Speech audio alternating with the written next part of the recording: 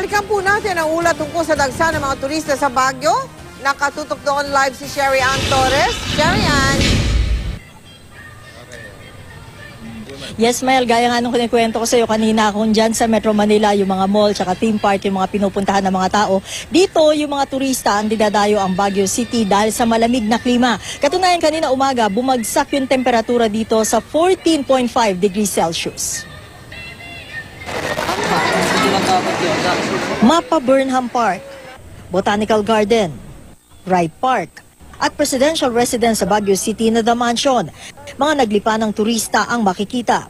Gaya ng mga kabataang ito na mula Tarlac na hininging pamasko sa kanilang church leaders ang trip to Baguio. Maganda po dito, tapos malamig po, tapos maganda yung mga view na pagpapasya na po. Ang OFW na si Marie Ramos na taga Pasig City, tiniyak na hindi lang ang may edad na ina at mga kapatid ang kasama sa Baguio, kundi pati ang kanyang 7-year-old na alagang aso na si Mickey.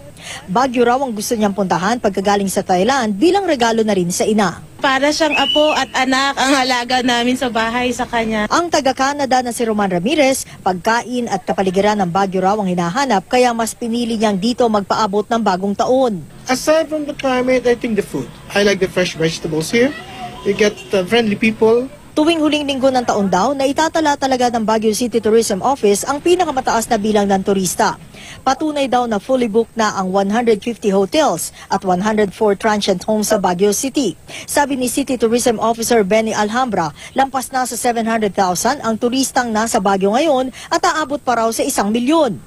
Pero bakit nga ba dayuhin ng turista ang Baguio? This weekend, the tourist influx is so great, no? That you cannot even get an accommodation services from hotels and inns.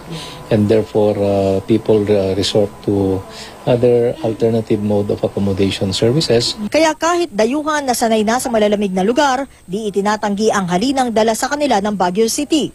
Ang Koreano ngang si Oh King Kwang Ray, nagpresenta pang ipromote ang Baguio City sa kanyang mga kababayan.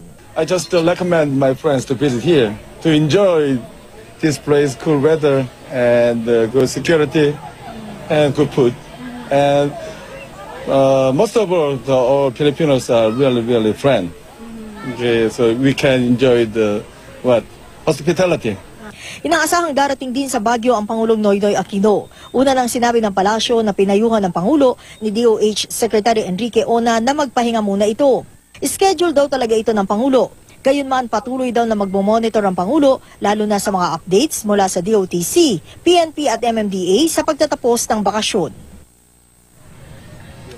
Mel, dahil nga punuan na yung mga tinutuluyan dito ngayon, yung mga nagbabalak na pumunta pa rin dito sa Baguio City, ang payo nitong si Benny Alhambra nga, ang City Tourism Officer, tumawag muna sa 074-442-1007 o kaya ay sa 0918-993-1552. Ito, Mel, ay para naman magkaroon daw sila ng pagkakataon na maasistihan yung mga turista na gustong sumilip dito. Samantala, yung mga wala naman na matutuluyan hanggang sa dumating sila dito, bukas naman daw yung 4 na park dito, Burnham, Wright, yung Mines, at gayon din yung Botanical Garden. Pwede sila mag-camp out dito, Mel, at matulog nang walang aalalahanin sa kanilang seguridad. Mel? Sherry Ann, mataan mo ba dyan si Mike at saka si Pia?